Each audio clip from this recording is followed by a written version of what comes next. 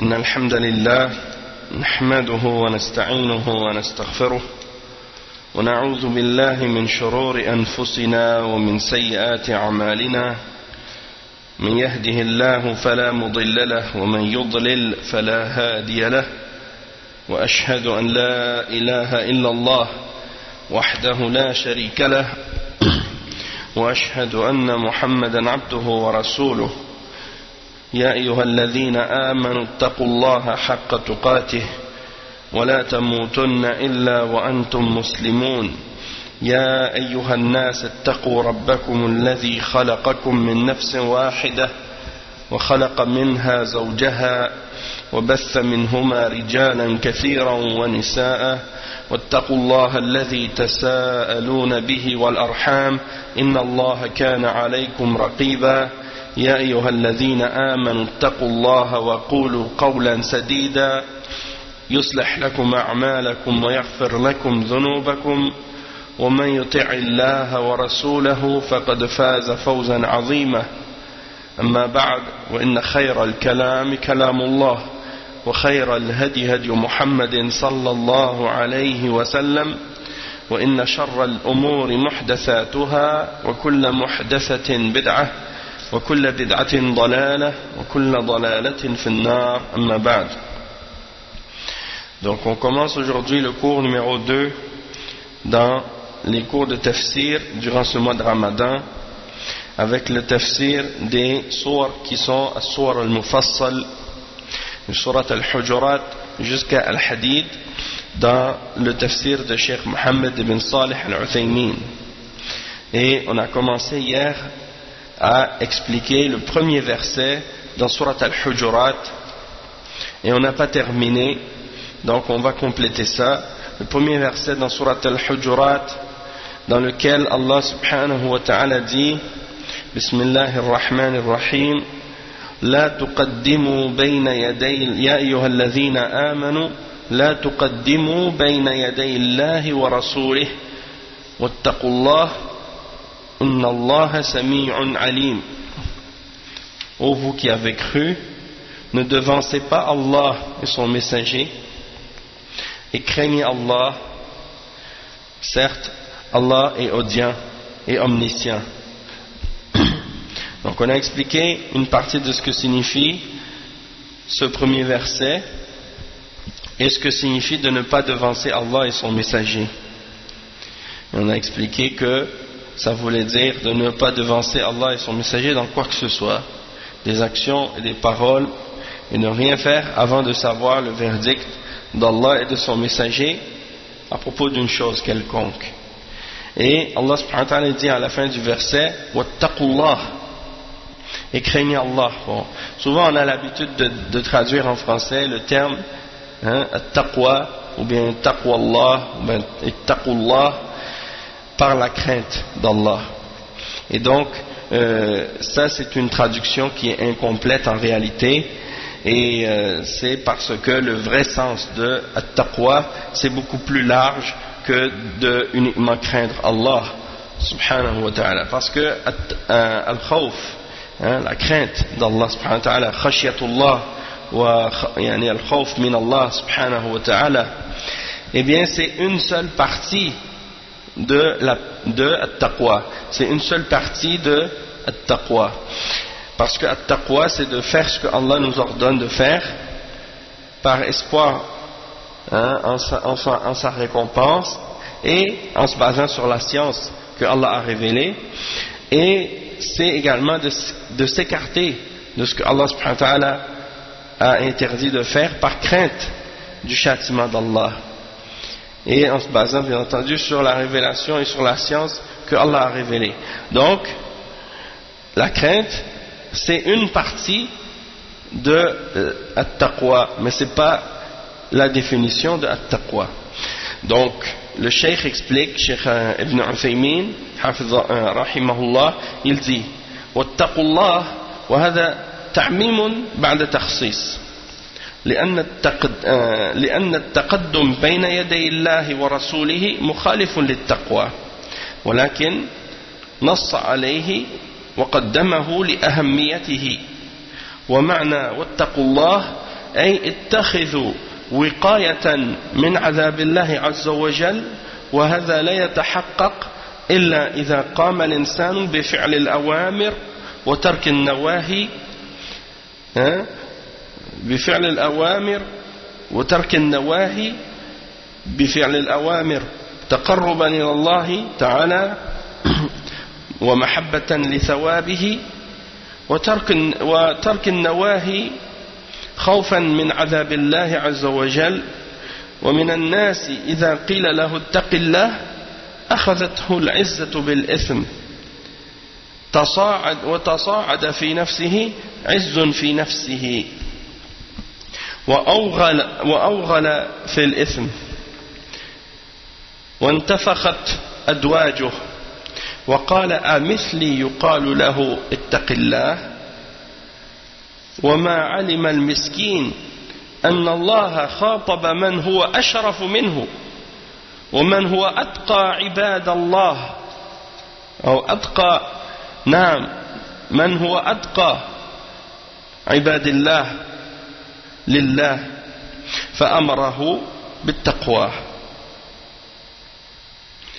أي نعم. Donc le cheikh il dit, le fait de dire,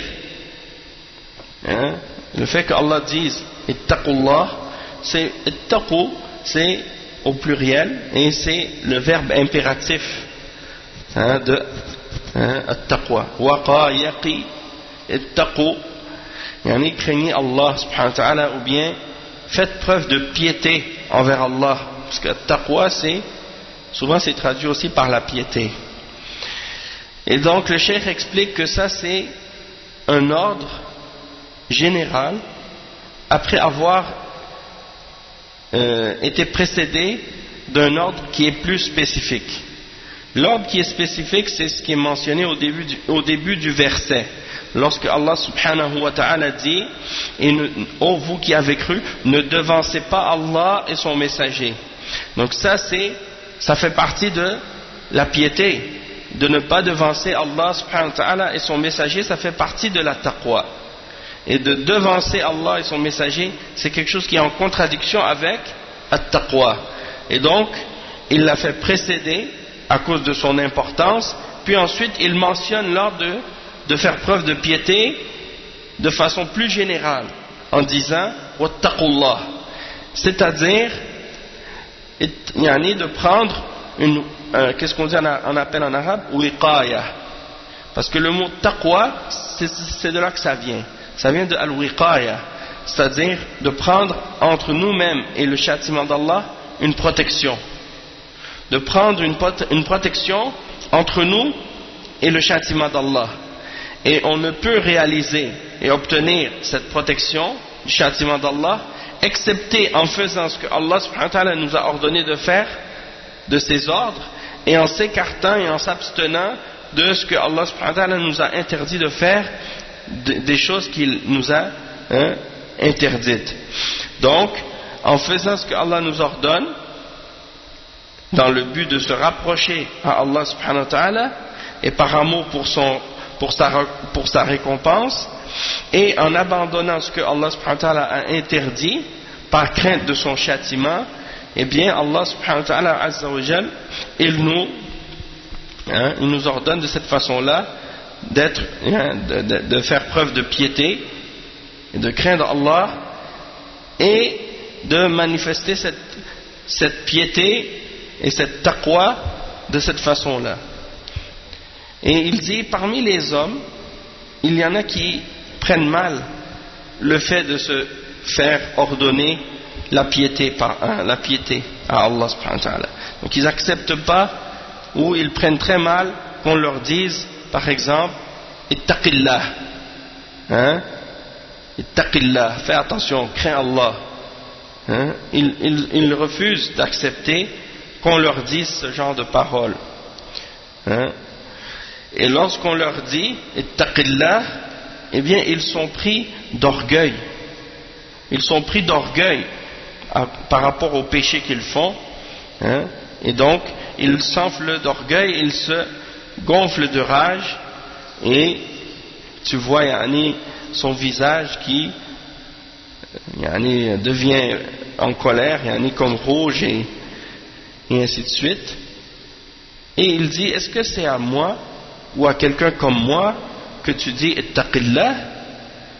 Est-ce que tu es en train de dire à moi, quelqu'un comme moi, de craindre Allah?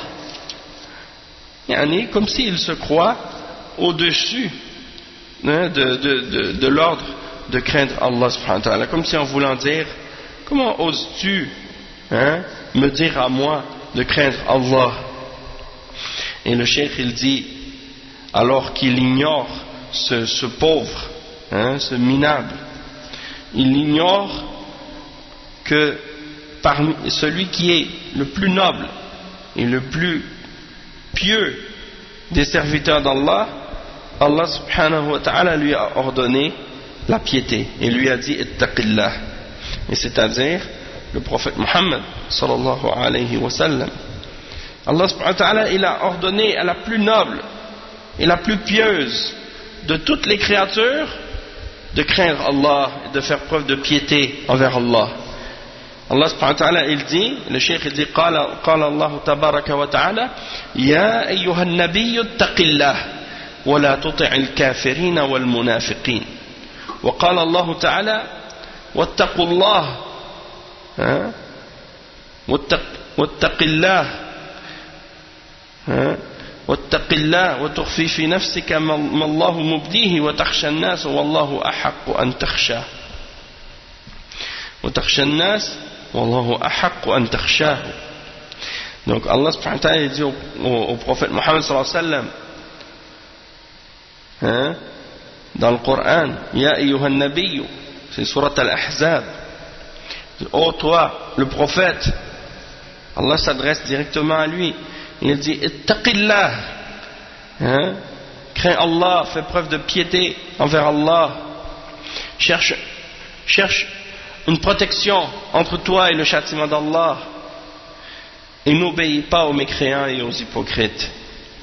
Il lui dit dans l'autre verset, wattaqillah, et crains Allah, et tu caches en toi-même ce que Allah allait dévoiler, et tu crains les hommes alors que Allah mérite plus d'être craint. ومن الذي لا يستحق أن يؤمر بتقوى الله فكل واحد منا يستحق أن يؤمر بتقوى الله عز وجل والواجب أنه إذا قيل له اتق الله أن يزداد خوفا من الله وأن يراجع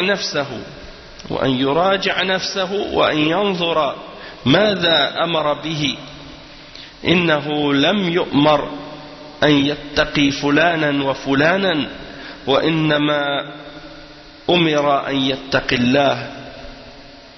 وإذا فسرنا التقوى بأنها اتخاذ وقاية من عذاب الله بفعل أوامره تقربا إليه ومحبة لثوابه وترك نواهيه خوفا من عقابه فإن أي إنسان يترك واجبا فإنه لم يتق الله وقد نقص من تقواه بقدر ما حصل منه من المخالفة. Donc le cheikh il explique ici, il dit parmi les gens, est-ce qu'il y en a qui ne méritent pas d'être ordonnés de faire preuve de piété envers Allah et de chercher une protection entre eux et le châtiment d'Allah? Est-ce qu'il y en a un parmi nous qui peut être exempté ou qui ne mérite pas qu'on lui dise cherche une protection entre toi et le châtiment d'Allah? Sois pieux, crains Allah. Le cheikh il dit chacun d'entre nous il mérite qu'on lui ordonne la piété envers Allah, parce que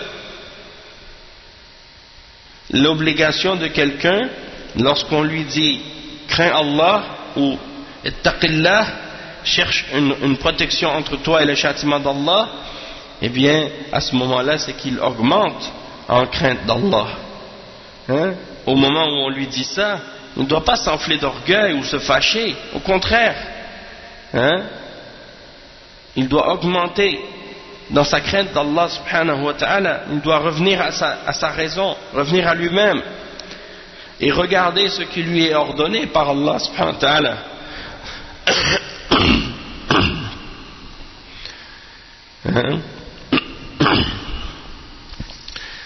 Parce qu'il n'a pas été ordonné de craindre un tel ou un tel, mais il a uniquement été ordonné de craindre Allah subhanahu wa ta'ala, son créateur. Et donc, c'est pas de s'enfler d'orgueil ou de dire mais pourquoi tu me dis taqillah, hein? Comment oses-tu? Pour qui te prends-tu? Pourquoi tu me dis taqillah, hein? À moi tu dis ça, comme si tu pourrais être exempté, alors que le prophète Mohammed sallallahu alayhi wa sallam, Allah lui a dit ittaqillah, il s'est pas enflé d'orgueil, hein? Il ne s'est pas mis en colère, au contraire, il s'est soumis encore plus à Allah et il a craint encore plus Allah subhanahu wa ta'ala. Donc c'est comme ça que chacun d'entre nous doit agir aussi. Si on nous dit ittaqillah, mon frère, taqillah, qu'est-ce que tu fais? Hein? Taqillah, fais ce que Allah t'ordonne. Taqillah, écarte-toi de ce que Allah t'interdit. C'est comme ça qu'on doit comprendre quand on nous dit taqillah, c'est-à-dire fais ce que Allah t'ordonne et écarte-toi de ce que Allah t'interdit. Prends une protection entre toi et le châtiment d'Allah. Et on doit répondre en disant Barakallahu fik, ou bien Jazakallahu khayran, ou bien n'importe quelle autre parole, ou bien on dit rien, mais au moins on s'écarte de ce qui est haram et on fait ce qui est ordonné. Et le cheikh il dit Innama umira an yattaqillah ou an yattaqi Allah, c'est-à-dire il n'a été ordonné que de craindre Allah. Et donc si on interprète at-taqwa comme étant le fait de prendre une protection contre le châtiment d'Allah en faisant ce que Allah a ordonné, en faisant ce que Allah a ordonné dans le but de se rapprocher de lui et par amour de sa récompense, et d'abandonner les interdictions que Allah nous a, des choses qu'Allah nous a interdites par crainte de son châtiment, alors dans ce cas-là, tout être humain à qui on dit ittaqillah,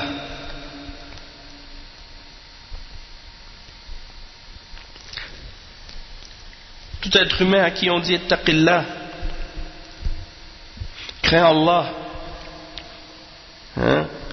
eh bien cette personne, si c'est parce qu'il a abandonné quelque chose d'obligatoire, eh bien ça veut dire qu'il n'a pas craint Allah, il n'a pas eu de piété envers Allah dans cette chose, et il n'a pas cherché une protection entre lui et le châtiment d'Allah par rapport à cette chose, et sa piété a diminué selon ce qu'il a fait comme contradiction à la piété et à taqwa.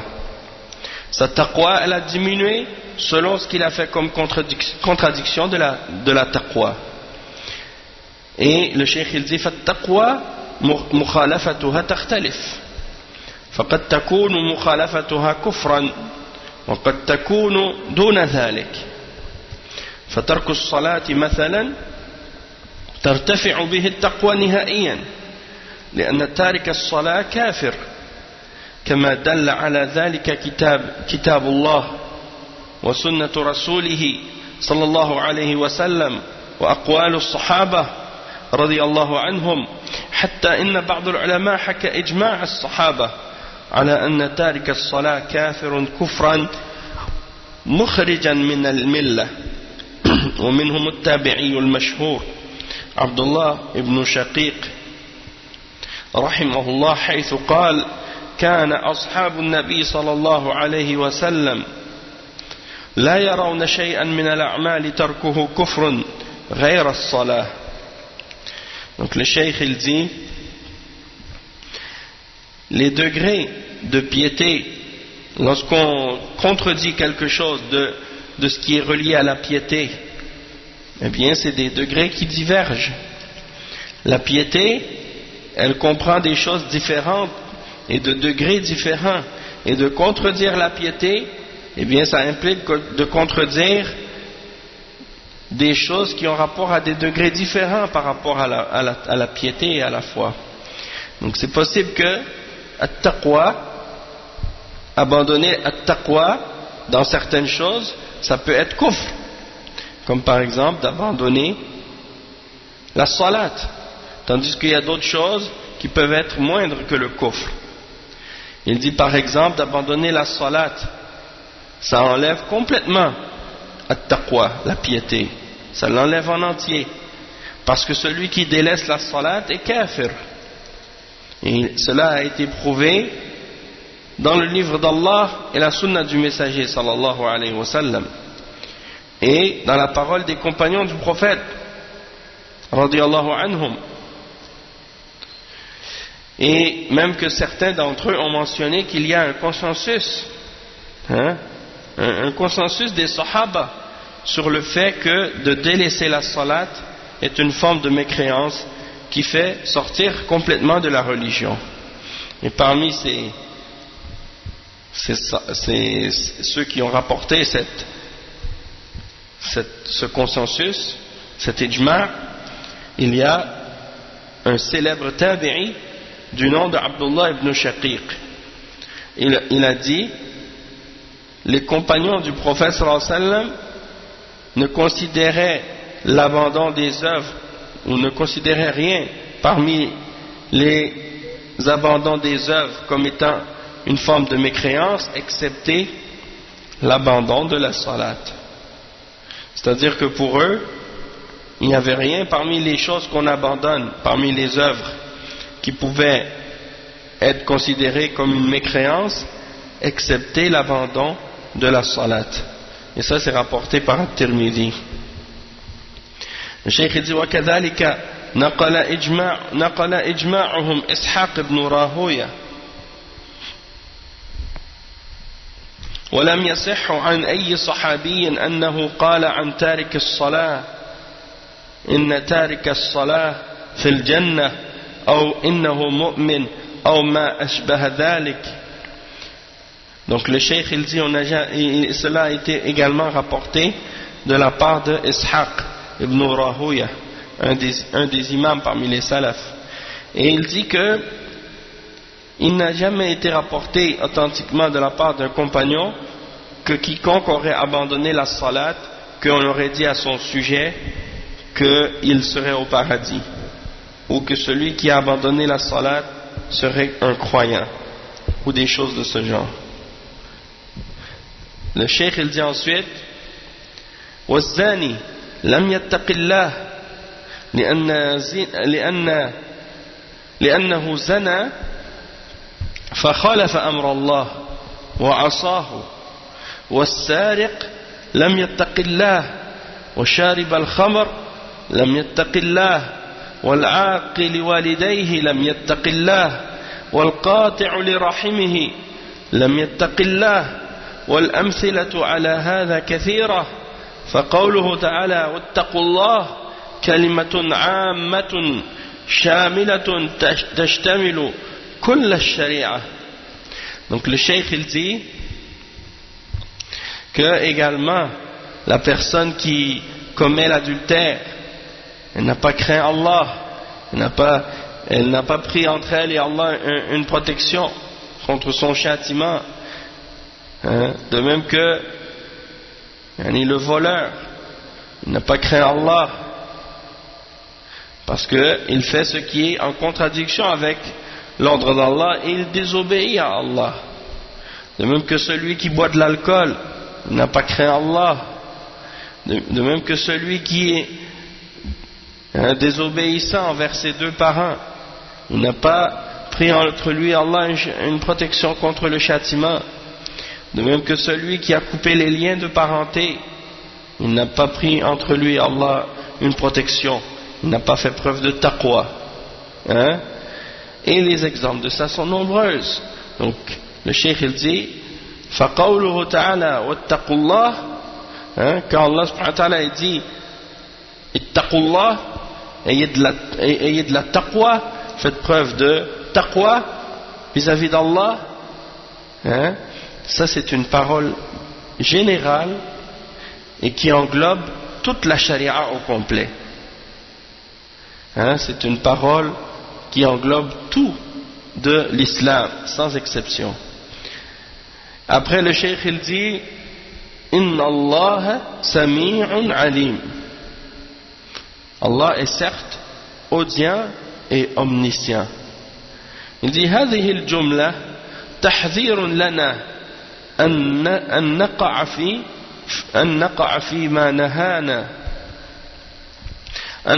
فيما نهانا عنه من التقدم بين يدي الله ورسوله أو أن نخالف ما أمره به من تقواه. سميع أي سميع لما تقولون، عليم أي عليم بما تقولون وما تفعلون، لأن العلم أشمل وأعم، إذ إن السمع يتعلق بالمسموعات والعلم يتعلق بالمعلومات، والله تعالى محيط بكل شيء علما، لا يخفى عليه شيء في الأرض ولا في السماء. يقول العلماء رحمهم الله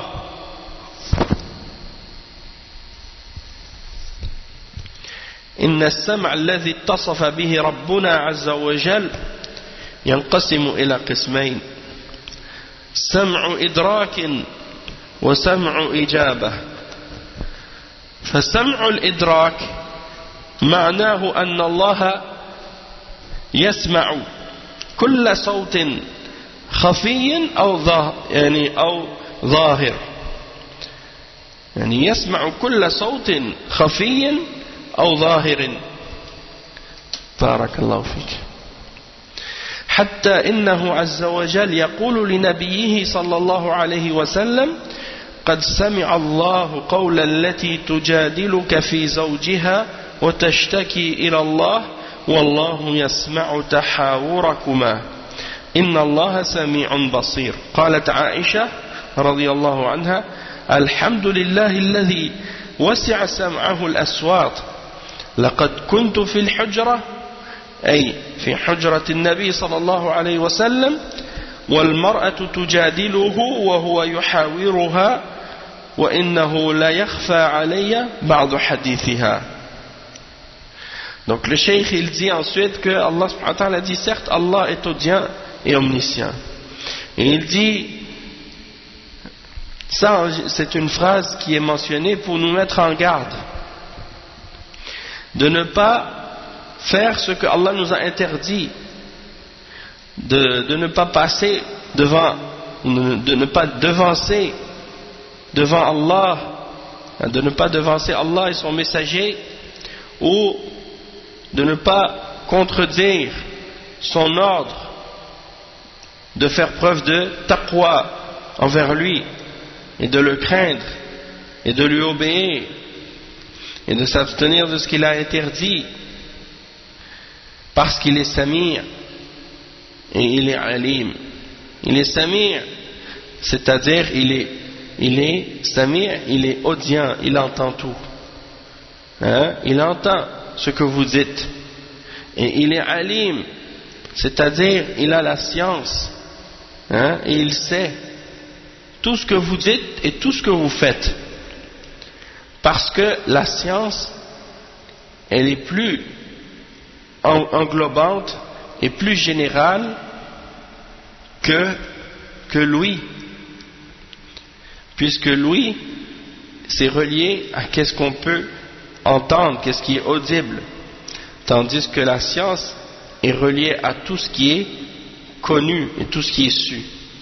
Et Allah subhanahu wa ta'ala, il enveloppe toute chose de sa science, et il n'y a rien qui ne lui échappe. Sur la terre ou dans les cieux, il n'y a rien qui lui échappe. Et les ulama ont expliqué, rahimahumullah, que lui, que Allah subhanahu wa ta'ala s'est attribué à lui-même l'ouïe qu'il s'est attribué à lui-même est divisé en deux catégories. Sam'u idrak wa sam'u ijaba. Sam'u idrak, c'est-à-dire le fait de pouvoir capter et entendre tout. Wa sam'u ijaba, dans le sens qu'il entend, dans le sens qu'il exauce et qu'il répond. Et donc, dans le premier exemple, qu'est-ce qui a rapport avec le fait d'entendre et de capter toute chose?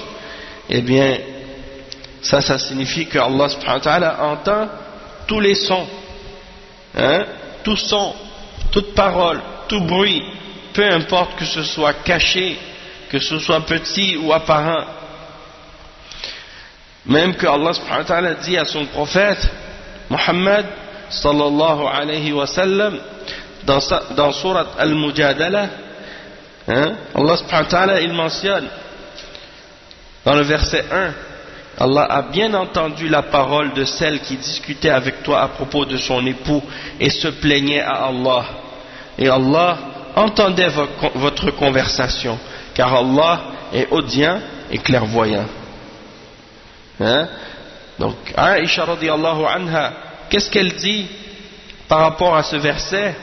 Elle dit louange à Allah, celui qui entend les voix et qui englobe toutes, qui entend toutes les voix et tous les sons. Son ouïe enveloppe toute chose, tout ce qui est audible, il l'entend. Il dit, cette femme était dans la pièce avec le prophète sallallahu alayhi wa sallam et elle se plaignait et elle discutait avec le prophète Muhammad sallallahu alayhi wa sallam à propos de son mari, et moi j'étais dans la pièce avec eux et certains de leurs propos m'échappaient, certaines de leurs paroles, certaines des choses qu'ils mentionnaient, j'arrivais pas à les entendre comme il faut, tandis que Allah subhanahu wa ta'ala, qui est au-dessus de son trône, au-dessus des 7 cieux, et lui il les entendait. Donc Aïcha radiyallahu anha, elle dit louange à Allah, qui entend toutes choses, et que même si nous des fois on a de la difficulté à les entendre, pour Allah lui il entend tout ça sans aucune difficulté, et il n'y a rien qui lui échappe. Et والله عز وجل أخبر بأنه سمع كل ما جرى بين هذه المرأة وبين رسول الله صلى الله عليه وسلم، فهذا سمع إدراك. Donc le cheikh il dit, Allah il a mentionné que il a tout entendu ce qui s'est dit entre cette femme et le messager d'Allah sallallahu alayhi wa sallam, et c'est ce qu'on appelle as-sam'u ou sam'u al-idrak, le fait que Allah subhanahu wa ta'ala il entend tout et il capte tout. ثم إن سمع الإدراك قد يراد به بيان الإحاطة والشمول، وقد يراد به التهديد، وقد يراد به التأييد، وهذه 3 أنواع. Le cheikh il dit que quand on mentionne le fait que Allah subhanahu wa ta'ala il entend toutes choses et que son ouïe capte tout, eh bien ça peut avoir différents sens, ça peut avoir différentes significations. De un, ça peut vouloir montrer que Allah subhanahu wa ta'ala il enveloppe toutes choses et qu'il comprend toutes choses par son ouïe, il entend toutes choses et il capte tout. Et ça peut également avoir le sens de la menace, que Allah subhanahu wa ta'ala mentionne qu'il entend tout pour menacer ceux qui se permettent de dire des mauvaises choses. De même que ça peut avoir le sens de son support et son aide. Donc les 3 exemples sont mentionnés. Le cheikh il donne les exemples. Il dit al-awwal yuradu bayan al-ihatati wa-shumul mithlu hadhihi al-aya. Donc le cheikh il dit, ça peut vouloir dire le sens du fait que Allah subhanahu wa ta'ala enveloppe toute chose, et qu'il entend tout, et ça peut aussi avoir le sens, donc, ça c'est par rapport au verset qu'on a mentionné, le verset 1 dans Surat Al-Mujadala, et il dit وَالثَّانِي يُرَادُ بِهِ التَّهْدِيد مثل قوله تعالى لقد سمع الله قول الذين قالوا إن الله فقير ونحن أغنياء سنكتب ما قالوا وقتلهم الأنبياء بغير حق ونقول ذوقوا عذاب الحريق وانظر كيف قال سنكتب ما قالوا حين وصفوا الله تعالى بالنقص قبل أن يقول وقتلهم الأنبياء مما يدل على أن وصف الله بالنقص أعظم من قتل الأنبياء. Donc le cheikh il mentionne le verset 181. Allah subhanahu wa ta'ala dit ce qui signifie: Allah a certes entendu la parole de ceux qui ont dit Allah est pauvre et nous sommes riches.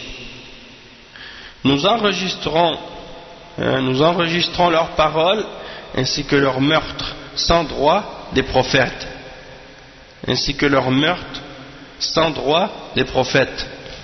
et nous leur dirons goûtez au châtiment de la fournaise. Et donc le cheikh il dit ici, ça c'est la preuve que quand il dit qu'il entend leurs paroles, que c'est une menace pour eux. Et il dit, et regardez comment Allah subhanahu wa ta'ala a dit sanaktubu ma qalu, c'est-à-dire nous allons enregistrer, nous allons écrire ce qu'ils ont dit, lorsqu'ils ont mentionné Allah subhanahu wa ta'ala, ils l'ont décrit par une imperfection, parce qu'ils l'ont traité, ou ils ont accusé Allah d'être pauvre, alors que Allah huwa al-ghani, c'est le riche. Donc Allah subhanahu wa ta'ala a dit, lorsqu'ils ont dit qu'il était pauvre, ils ont dit, Allah subhanahu wa ta'ala a dit, on va écrire ce qu'ils ont dit, on va enregistrer ce qu'ils ont dit. Et il dit, et après il mentionne, et leur meurtre des prophètes, sans droit. Ça c'est une chose qui prouve que leur description d'Allah, par cette imperfection-là, est plus grave comme péché que le meurtre qu'ils ont fait des prophètes, leur meurtre des prophètes. Le fait de décrire Allah subhanahu wa ta'ala comme étant pauvre, c'est plus grave comme péché que de tuer les prophètes. Donc ça montre à quel point les crimes qui sont faits dans la aqida et dans le tawhid, c'est plus grave que les autres crimes et les autres péchés que quelqu'un peut commettre, puisque la base de la foi c'est dans le tawhid.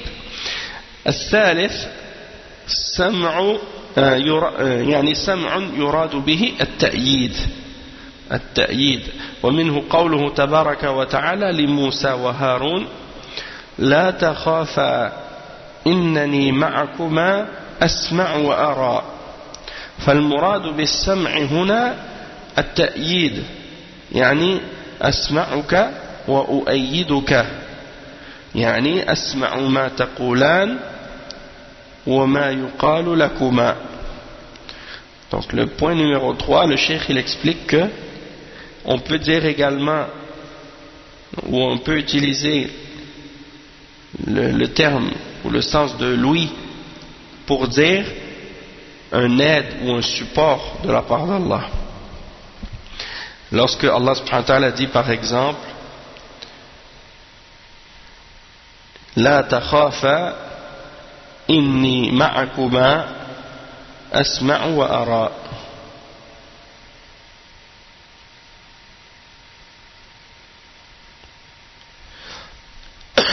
C'est le verset 46 dans Surat Taha. Donc, qu'est-ce que ça signifie? Ça veut dire ne craignez pas, vous deux, c'est-à-dire à Moussa et à Haroun. Allah subhanahu wa ta'ala s'adresse à eux tous les deux en disant n'ayez pas de crainte, je suis avec vous tous les deux.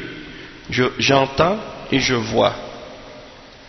Et donc c'est comme s'il disait, yani, dans le sens de vouloir montrer qu'il les aide et qu'il les supporte. J'entends, hein, je t'entends, je te vois. C'est-à-dire j'entends ce que vous dites tous les deux et j'entends ce que les autres vous disent. Après le cheikh il dit وَأَمَّا سَمْعُ الْإِجَابَةِ فَمَعْنَاهُ أَنَّ اللَّهَ يَسْتَجِيبُ لِمَنْ دَعَاهُ ومنه قول إبراهيم إن ربي لسميع الدعاء أي مجيب الدعاء ومنه قول المصلي سمع الله لمن حمده يعني استجاب لمن حمده وأثابه ولا أدري أنحن ندرك معنى ما نقوله في صلاتنا أو أننا نقوله تعبدا ولا ندري ما المعنى عندما نقول الله أكبر تكبيرة الإحرام يعني أن الله أكبر من كل شيء عز وجل ولا نحيط بذلك لأنه أعظم من أن تحيط به عقولنا وعندما نقول سمع الله لمن حمده يعني استجاب الله لمن حمده وليس المعنى أنه يسمعه فقط لأن الله يسمع من حمده ومن لا يحمده إذا تكلم لكن المراد أنه يستجيب لمن حمده بالثواب وهذا السمع يقتضي الاستجابة لمن دعاه.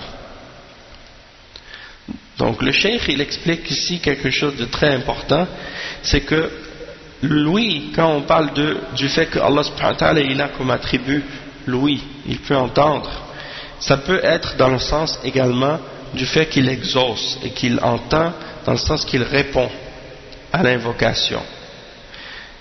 Et il donne l'exemple ici comme par exemple la parole d'Ibrahim Inna Rabbi la sami'u du'a et mujibu du'a.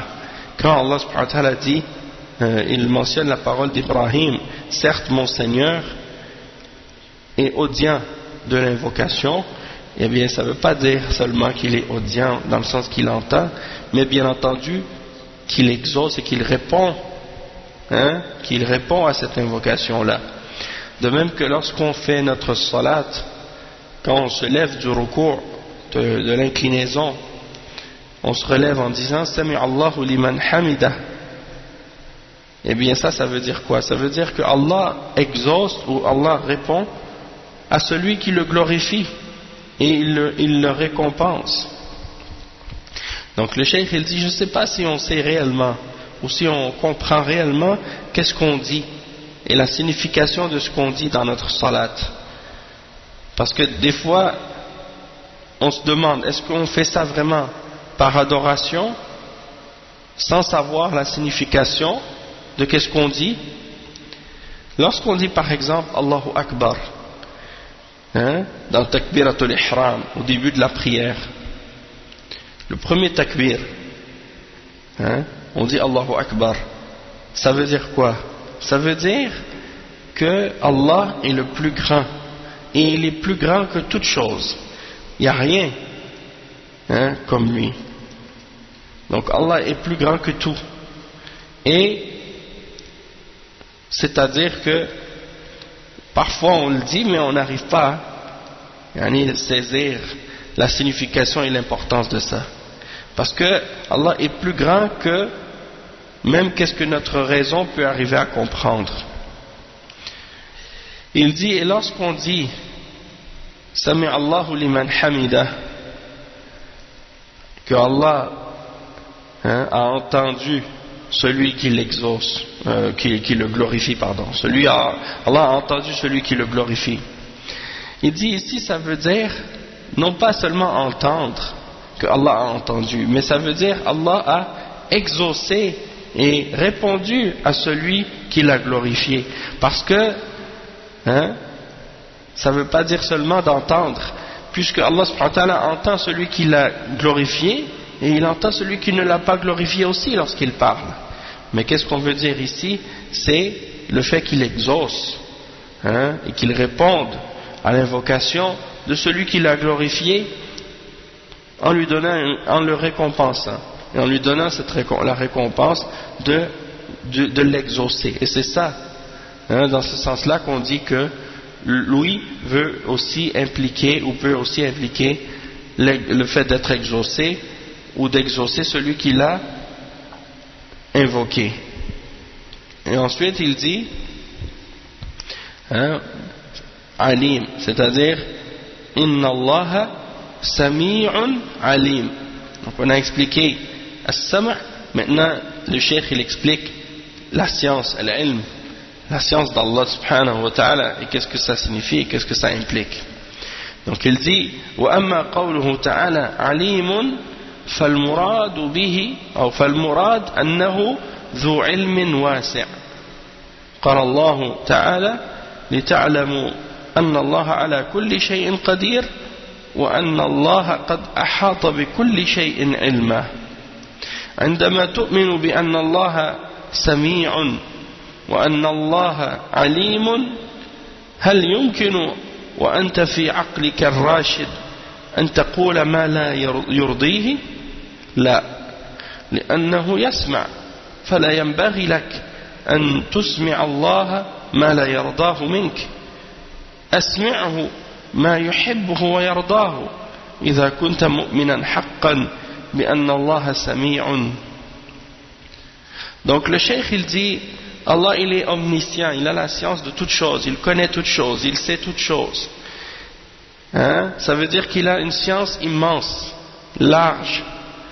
Et il mentionne donc le verset dans le Coran dans lequel Allah subhanahu wa ta'ala il dit pour que vous sachiez que Allah a le pouvoir sur toutes choses, il a le pouvoir sur toutes choses, et qu'il a enveloppé toutes choses de sa science.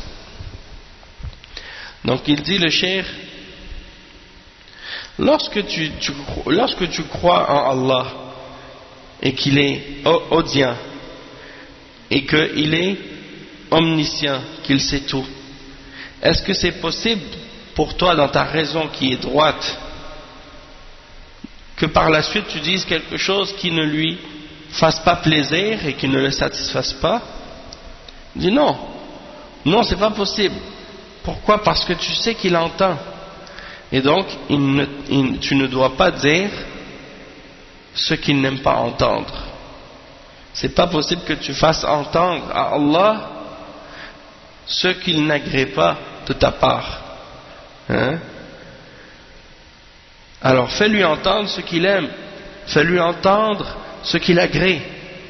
Si tu crois réellement que Allah subhanahu wa ta'ala est audient.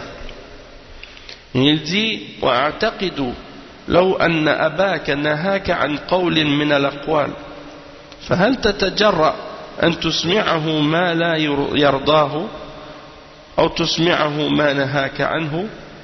فالله أعظم وأجل فاحذر أن تسمع الله ما لا يرضاه منك.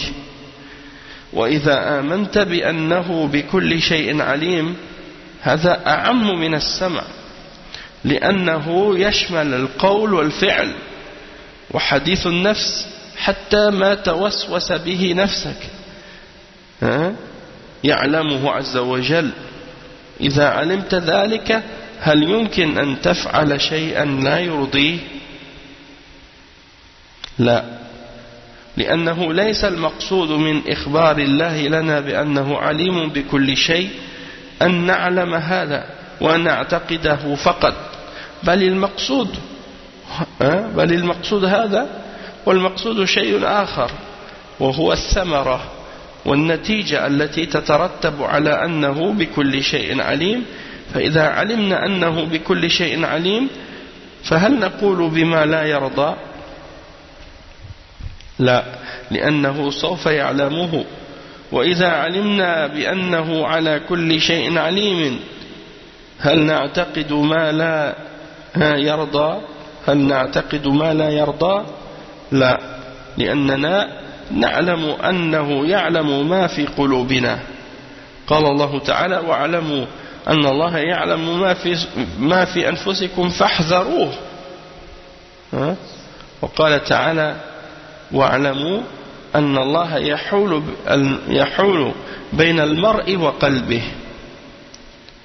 يعني يحول بينك وبين قلبك.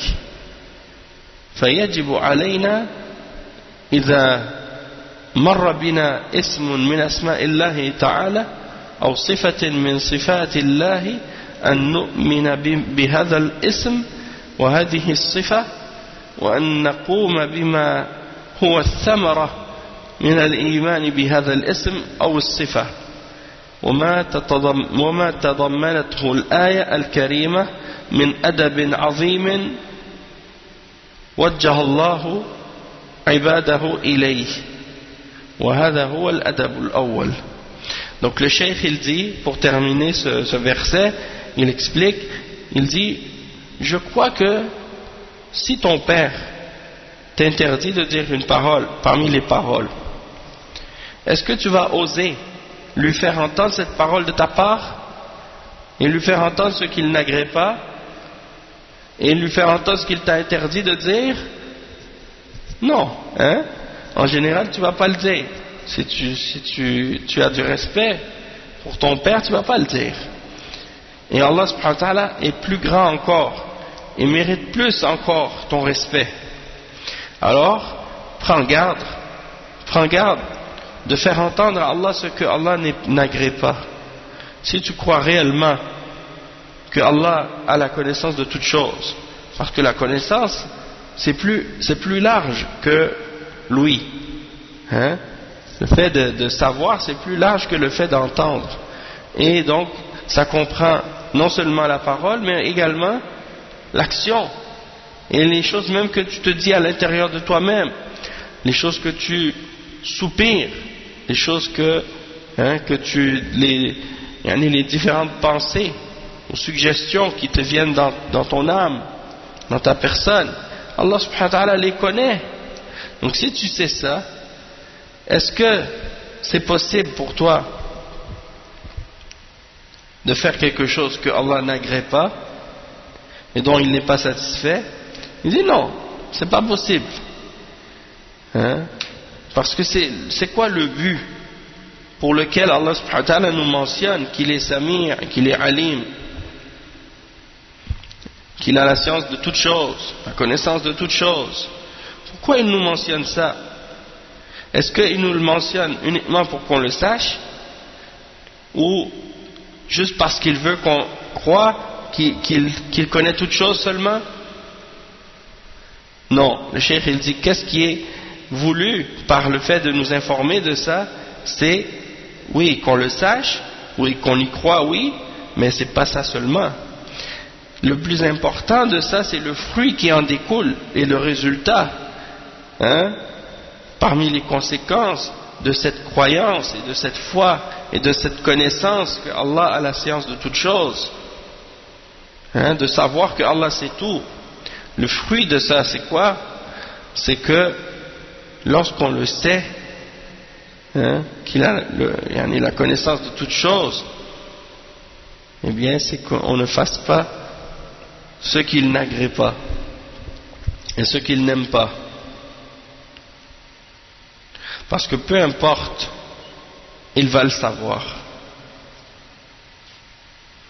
Est-ce qu'on va dire qu'est-ce qu'il ne veut pas qu'on dise et qu'est-ce qu'il n'agrée pas de nous? Non, parce que tôt ou tard il va le savoir, et automatiquement il va le savoir, hein, c'est pas tôt ou tard, parce que Allah subhanahu wa ta'ala sait tout, et même il le savait avant même qu'on le fasse. Subhanallah. Si tu dis une mauvaise parole ou si tu fais une mauvaise action, non seulement Allah subhanahu wa ta'ala il le sait au moment où tu le fais, mais il le savait même avant que tu le fasses, hein, et c'est lui qui l'avait prédestiné et il l'a voulu, hein? Il l'a voulu dans sa volonté dans sa volonté, par rapport à la prédestinée, et la volonté par rapport à qu'est-ce qu'il a créé. Toutefois, il t'a interdit de dire ce qui lui déplaît dans sa révélation et par la bouche de ses messagers. Et donc tu dois t'abstenir de ce qu'il t'a interdit, de dire ou de faire.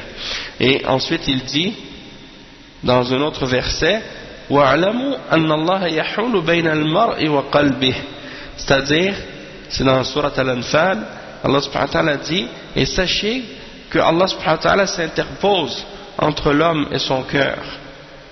C'est-à-dire que Allah subhanahu wa ta'ala, il s'interpose entre toi et ton cœur, par rapport à ta foi.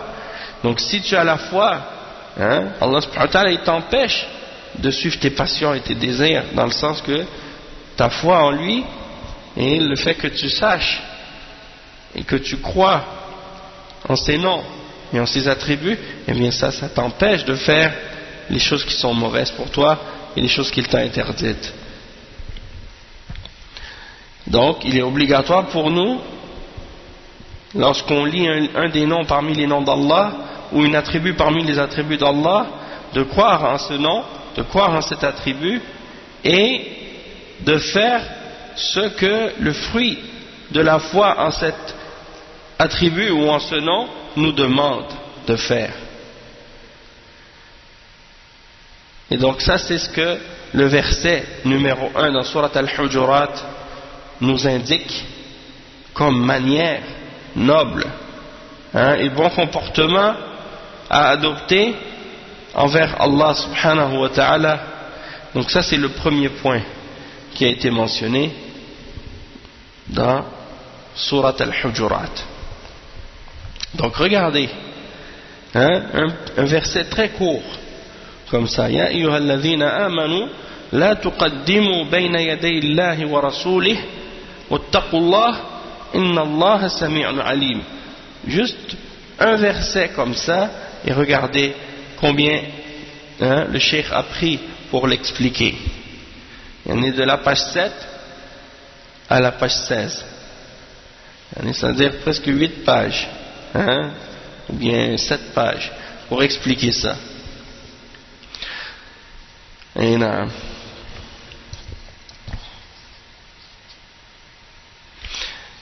Ensuite, on va lire le prochain verset. Ou bien on va expliquer une partie du verset qui suit. Le verset numéro 2 dans Surat Al-Hujurat. وأما الأدب الثاني ففي قوله تعالى يا أيها الذين آمنوا لا ترفعوا أصواتكم فوق صوت النبي ولا تجهروا له بالقول كجهر بعضكم لبعض أن تحبط أعمالكم وأنتم لا تشعرون. Et ça signifie quoi? Signifie, ô vous qui avez cru, n'élevez pas vos voix au-dessus de la voix du prophète sallallahu alayhi wa sallam, et ne haussez pas le ton en lui parlant comme vous le haussez les uns avec les autres, sinon vos œuvres deviendraient vaines sans que vous vous en rendiez compte.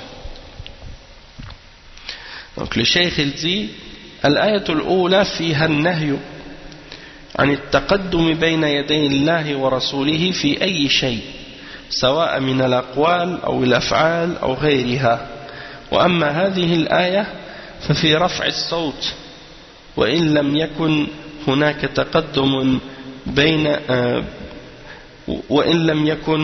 تقدم في الأحكام من تحليل أو تحريم أو إيجاب. يقول الله عز وجل لا ترفعوا أصواتكم فوق صوت النبي، فإذا خاطبك النبي صلى الله عليه وسلم بصوت فاخفض صوتك عن صوته، وإذا رفع صوته فارفع صوتك، لكن لابد أن يكون دون صوت الرسول صلى الله عليه وسلم، ولهذا قال لا ترفعوا أصواتكم فوق صوت النبي. Donc le cheikh il dit, le verset en question maintenant, dans le premier verset, il y avait l'interdiction de devancer Allah et son messager dans quoi que ce soit, peu importe que ce soit dans les paroles ou dans les actions ou autres. En ce qui concerne ce verset, le verset 2, eh bien c'est à propos du fait de lever la voix, hein, et même si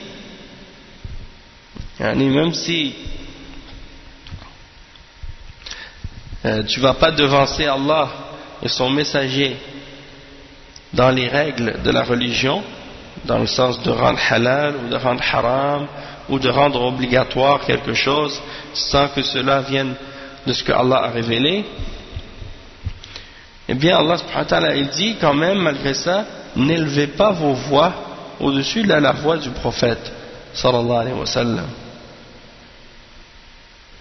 Donc il dit ensuite, donc si le prophète sallallahu alayhi wa sallam t'adresse la parole, hein, si le prophète sallallahu alayhi wa sallam t'adresse sa parole par sa voix, alors baisse ta voix, hein, fais en sorte que ta voix soit plus basse, que la sienne. Et s'il élève sa voix, alors élève ta voix, mais fais en sorte que la tienne soit en dessous de celle du messager d'Allah sallallahu alayhi wa sallam. C'est pour ça que Allah subhanahu wa ta'ala il dit, n'élevez pas vos voix au-dessus de celle du prophète sallallahu alayhi wa sallam. Il dit ensuite, ولا تجهروا له بالقول كجهر بعضكم لبعض، يعني لا تنادونه بصوت مرتفع كما ينادي بعضكم بعضا، بل يكون جهرا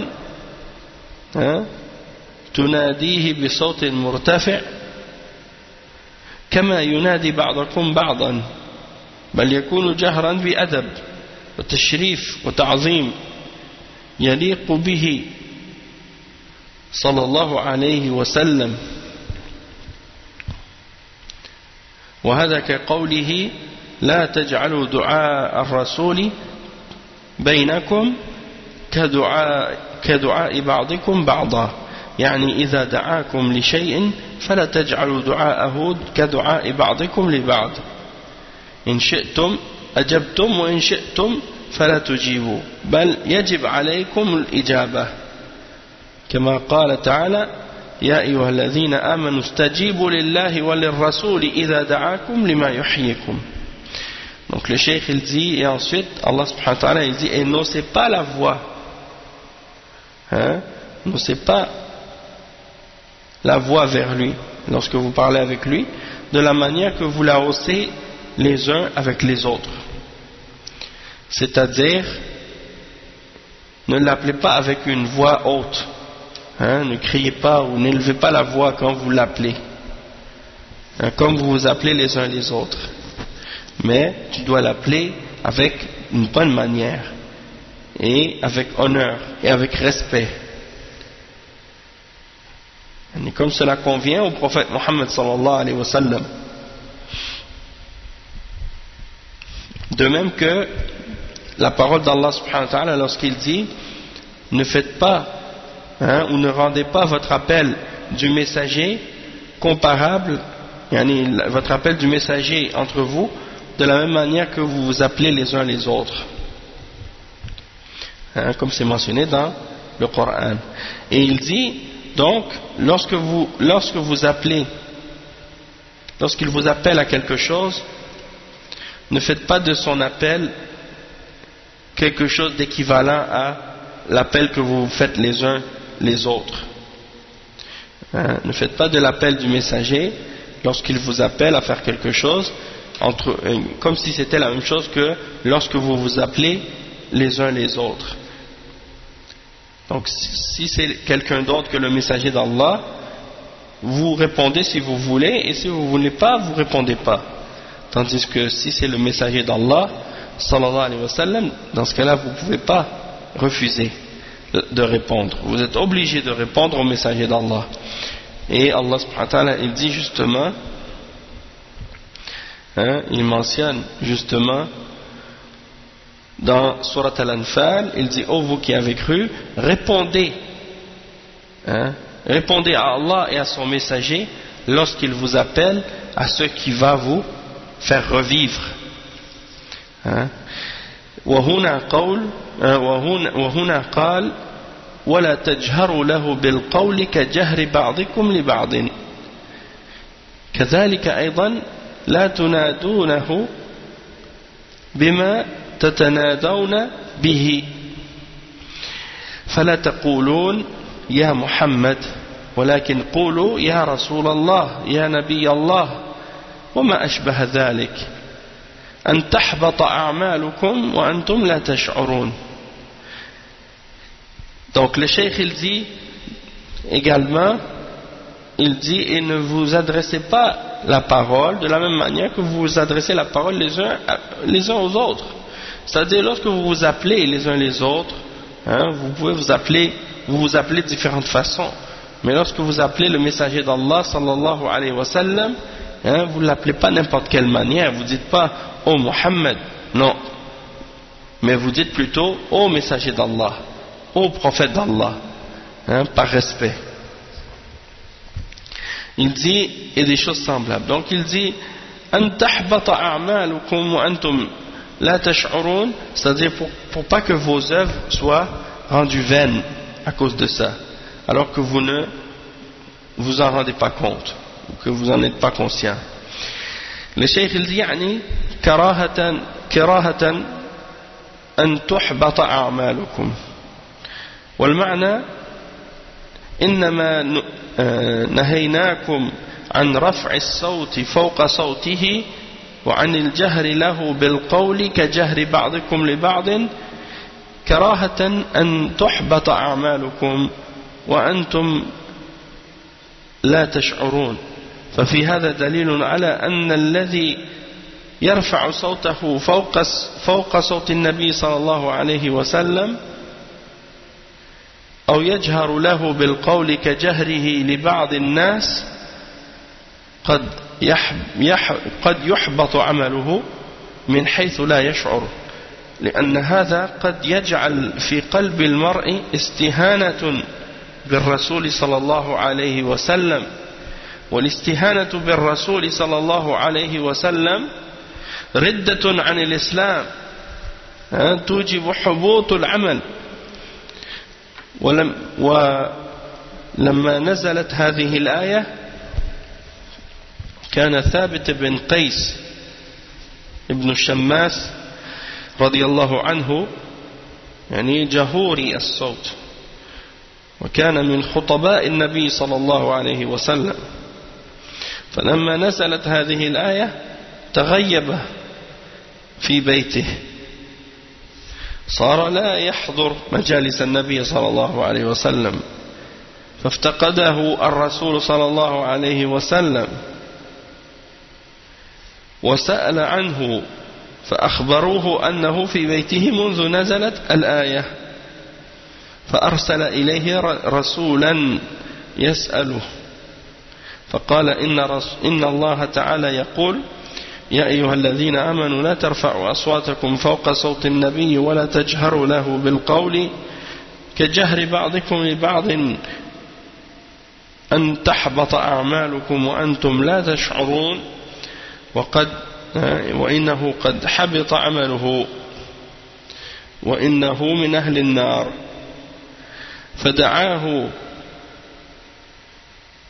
فدعاه الرسول صلى الله عليه وسلم فحضره وأخبره النبي صلى الله عليه وسلم أنه من أهل الجنة، وقال أما ترضى أن تعيش حميدا وتقتل شهيدا وتدخل الجنة؟ قال بلى رضيت، فقتل رضي الله عنه شهيدا في وقعة اليمامة وعاش حميدا وسيدخل الجنة بشهادة الرسول صلى الله عليه وسلم. ولذلك كان ثابت رضي الله عنه ممن يشهد له بأنه من أهل الجنة بعينه. Donc le cheikh il dit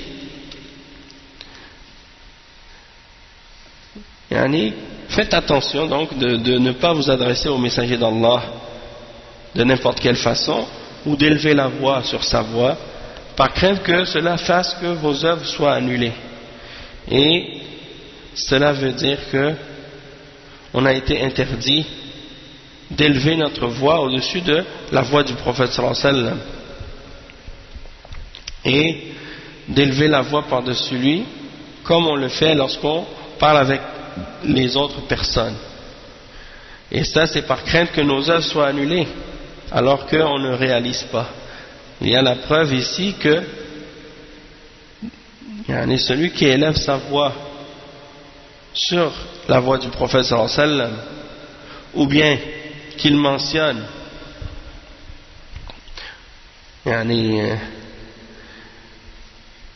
il parle à haute voix ou il parle fort avec lui comme il parle avec les autres personnes, il y a un danger que la personne rende ses œuvres vaines sans s'en apercevoir. Et c'est pour ça que celui qui dans son cœur a du dénigrement, parce que c'est possible, c'est ça. Comment Allah subhanahu wa ta'ala va annuler ou rendre vaines tes œuvres si tu t'adresses n'importe quelle façon avec le messager d'Allah, ou si tu lui parles à voix haute? Eh bien c'est parce que Allah subhanahu wa ta'ala va mettre dans ton cœur c'est comme si comme si à cause de ton manque de respect, eh bien Allah subhanahu wa ta'ala va te punir de cette façon-là en annulant tes œuvres. Pourquoi? Parce que tu vas manquer du respect envers le messager d'Allah sallallahu alayhi wa sallam, et avoir du manque de respect envers le messager d'Allah sallallahu alayhi wa sallam, eh bien ça c'est un annulatif de l'islam. Ça fait partie des choses qui font de quelqu'un qui l'apostasie de la religion, et donc qui rend les œuvres vaines. Et quand ce verset a été révélé, Thabit ibn Qais radiyallahu anhu, c'était un homme qui avait une voix naturellement portante. Il faisait partie des gens qui faisaient les discours du prophète, pour le prophète sallallahu alayhi wa sallam. Alors quand le verset en question a été révélé, Thabit ibn Qais s'est enfermé chez lui, et il ne venait plus s'asseoir avec le messager d'Allah sallallahu alayhi wa sallam. Alors le messager d'Allah sallallahu alayhi wa sallam a demandé pour lui, et il a dit où est-il? Il s'est demandé où il était. Alors on lui a donné l'information qu'il était chez lui depuis que le verset avait été révélé. Alors il a envoyé quelqu'un comme messager pour lui dire pourquoi, pour lui demander pourquoi. Alors il est allé et il a mentionné donc que la raison pour laquelle il ne venait plus, c'est parce que Allah subhanahu wa ta'ala a révélé: ô vous qui avez cru, n'élevez pas votre voix au-dessus de la voix du messager, au-dessus de la voix du prophète sallallahu alayhi wa sallam, et ne vous appelez pas à haute voix les uns ne l'appelez pas à haute voix comme vous vous appelez les uns les autres, pour pas que vos œuvres soient annulées sans que vous vous en aperceviez. Et donc il a eu peur que ses œuvres soient annulées, et il a eu peur d'être parmi les gens de l'enfer. Alors le messager d'Allah sallallahu alayhi wa sallam lui a demandé de venir, et il s'est présenté, et le prophète sallallahu alayhi wa sallam lui a donné l'annonce qu'il sera au paradis, parmi les gens du paradis. Et comme c'est rapporté dans le hadith rapporté par l'imam Ahmad et Al-Hakim dans Al-Mustadrak, il a dit à ce sujet que c'est un hadith authentique d'après les conditions des deux cheikhs Al-Bukhari et Muslim, même s'ils ne l'ont pas rapporté. Donc qu'est-ce qu'il a dit? Il a dit: est-ce que tu es satisfait de vivre une vie louable et d'être tué en martyr et d'entrer au paradis? Il a dit: certes, au messager d'Allah, j'agrée, je suis satisfait de cela. Alors il a été tué, il est mort en martyr dans la bataille contre le faux prophète. Hein? Et il a vécu une vie honorable et louable. Et il est rentré au paradis avec le témoignage du prophète Muhammad sallallahu alayhi wa sallam. Et c'est pour ça que Thabit ibn Qais fait partie de ceux qui ont eu le témoignage qu'ils seront dans le paradis de façon précise et de façon spécifique. لأن كل إنسان يشهد له النبي صلى الله عليه وسلم بأنه في الجنة فهو في الجنة وكل إنسان يشهد له بأنه في النار فهو في النار وأما من لم يشهد له الرسول صلى الله عليه وسلم فنشهد له بالعموم ونقول كل مؤمن في الجنة وكل كافر في النار ولا نشهد لشخص معين بأنه من أهل النار أو من أهل الجنة إلا إذا شهد له الله ورسوله صلى الله عليه وسلم. Donc le cheikh il dit, en ce qui concerne le fait de témoigner que quelqu'un est au paradis, hein, eh bien ça c'est toute personne pour qui le prophète sallallahu alayhi wa sallam a témoigné de cela. Si le prophète sallallahu alayhi wa sallam a témoigné qu'il sera au paradis, alors il sera au paradis. Et s'il a témoigné de quelqu'un qu'il sera en enfer, il sera en enfer. Tandis que la personne pour qui le prophète Mohammed sallallahu alayhi wa sallam n'a pas témoigné, alors on témoigne de notre côté de façon générale. C'est-à-dire, si quelqu'un est un croyant, il fait partie des croyants. Si quelqu'un fait partie des croyants, alors de façon générale, on peut dire que tout croyant sera au paradis et que tout mécréant sera en enfer. Donc on peut témoigner de façon générale, mais de témoigner de façon spécifique qu'il sera en enfer ou qu'il sera au paradis, ça on ne peut pas le faire, excepté celui à propos de qui Allah subhanahu wa ta'ala a témoigné, ou le messager d'Allah sallallahu alayhi wa sallam.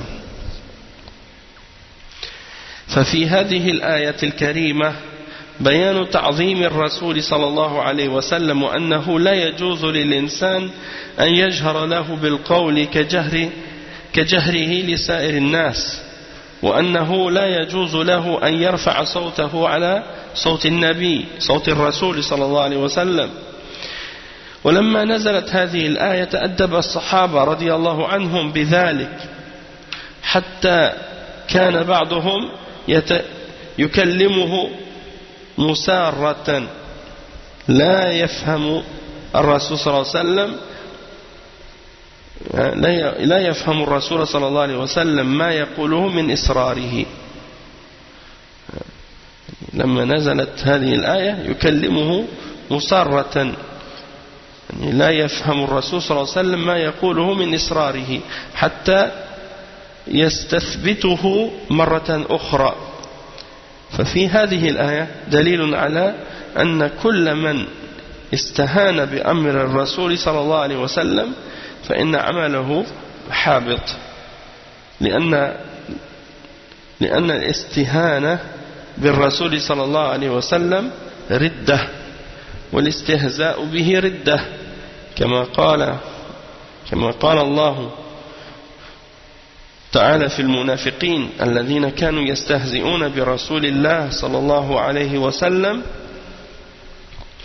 ولئن سألتهم ليقولن إنما كنا نخوض ونلعب وكانوا يقولون ما رأينا مثل قرائنا هؤلاء، يعنون الرسول صلى الله عليه وسلم وأصحابه، أرغب بطونا يعني أوسع، ولا أجبن عند اللقاء، ولا أكذب ألسنا.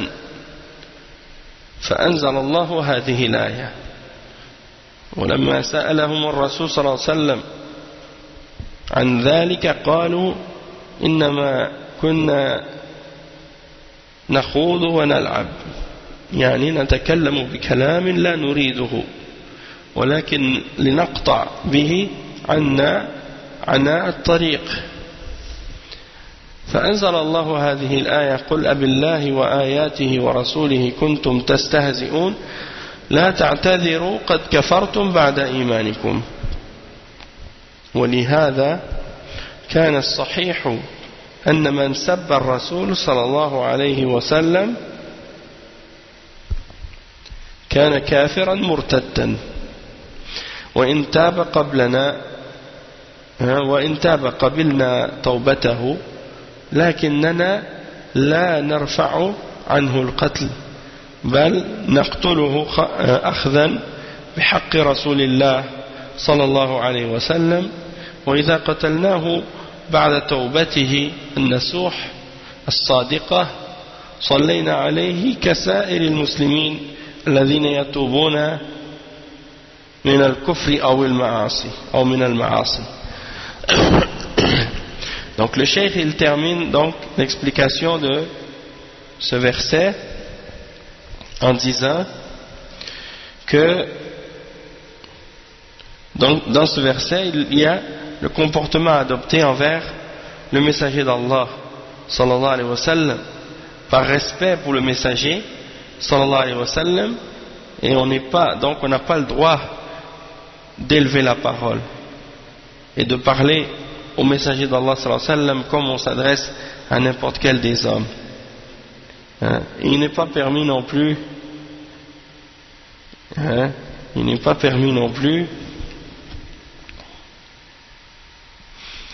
donc d'élever la voix.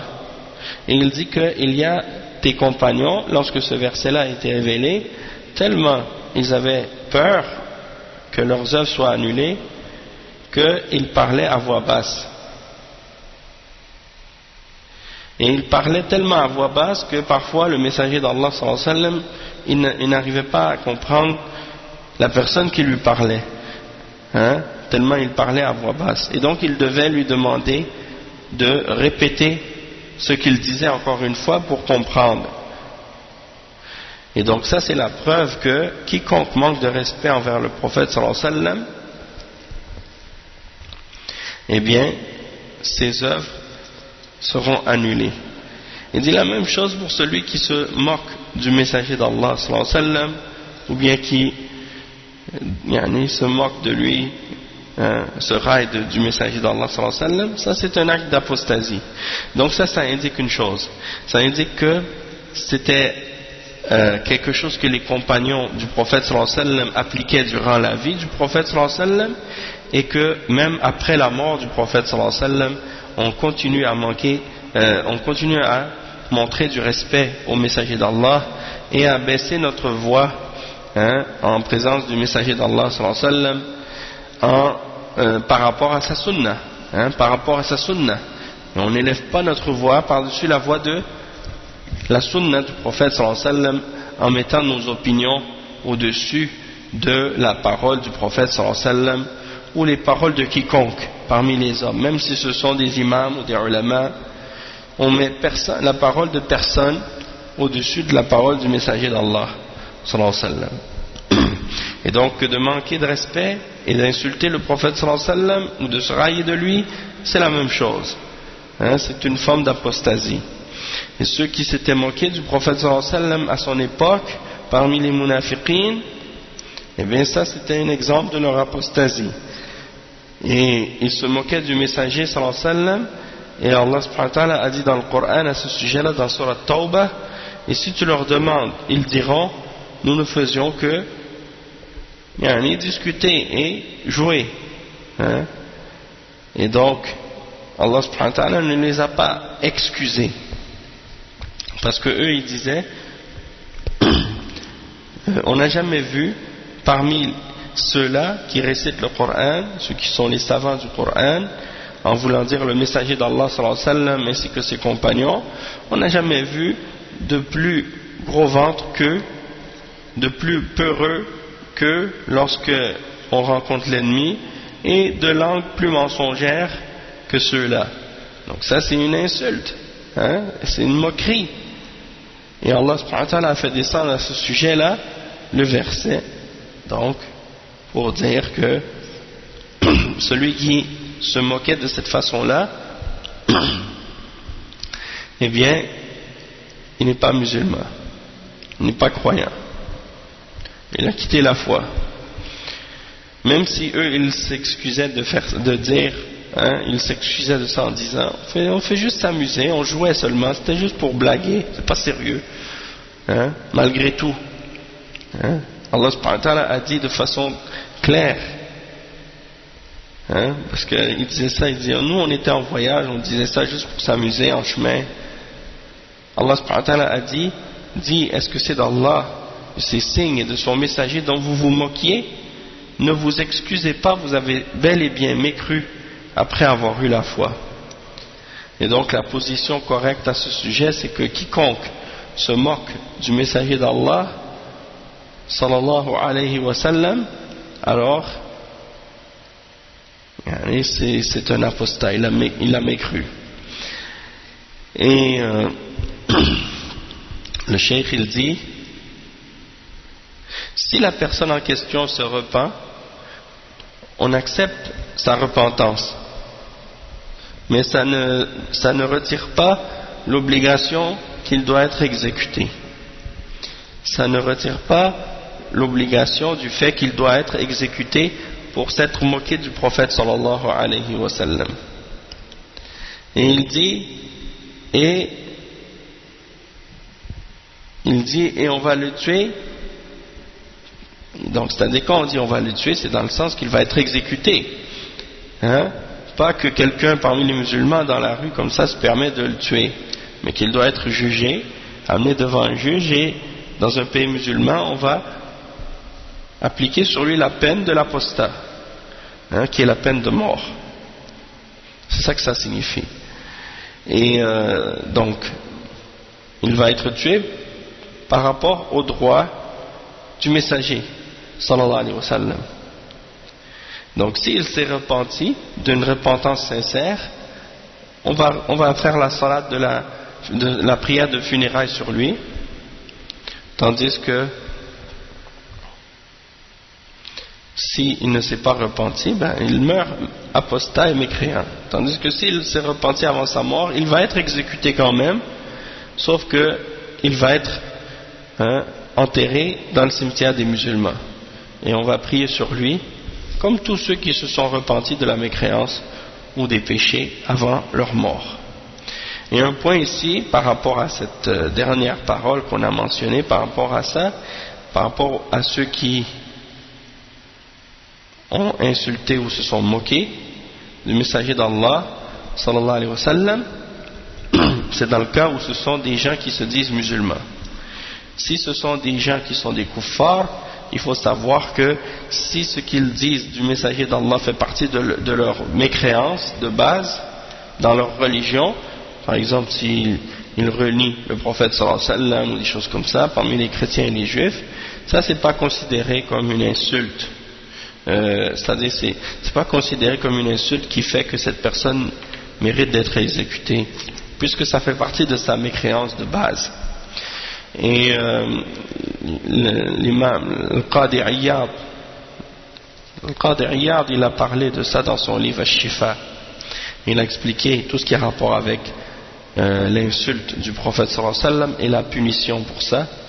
De même que Ibn Taymiyyah, il en a parlé aussi dans son livre As-Sarim al-Masloul ala Shatim al-Rasoul. Donc il a mentionné les règles à ce sujet-là. Et aussi par rapport à ça, juste clarifier aussi en même temps que ça n'a rien à voir, la peine pour celui qui se moque du prophète sallallahu alayhi wa sallam ou de n'importe quel autre prophète, ça c'est un verdict qui est révélé dans la charia et dans l'islam. Et ça fait partie de la religion d'Allah. Personne ne peut le nier. Toutefois, qu'est-ce que ont fait les jeunes qui ont tué les caricaturistes, hein, et qui ont fait les attentats de Charlie Hebdo? Eh bien, ils n'avaient pas le droit de faire ça, puisque c'est pas à eux d'établir les peines et d'appliquer les punitions de la charia, puisque ça c'est quelque chose qui est limité aux responsables des musulmans, aux dirigeants officiels du pays musulman ou d'un pays musulman.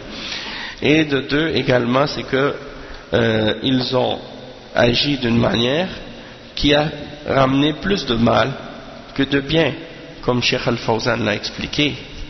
Et donc ils ont sali l'image des musulmans et de l'islam, et ils ont fait plus de tort à la religion d'Allah que de bien, en voulant soi-disant essayer de défendre la religion d'Allah. Ils ont fait du tort, et donc leur action a été condamnée par tous les ulama. Il n'y a personne qui a accepté et qui a agréé leur comportement et leur attitude. Donc c'est des jeunes qui ont suivi la compréhension ou la voie des Khawarij dans ce domaine-là, et donc ils ont contredit le bon comportement. On va s'arrêter ici pour aujourd'hui, Inch'Allah, et on continuera demain, bi'idhnillah. Subhanakallah wa bihamdik, ashhadu an la ilaha illa ant, wa astaghfiruka wa atubu ilayk, wa sallallahu wa sallam ala nabina Muhammad, wa ala alihi wa sahbihi ajma'in.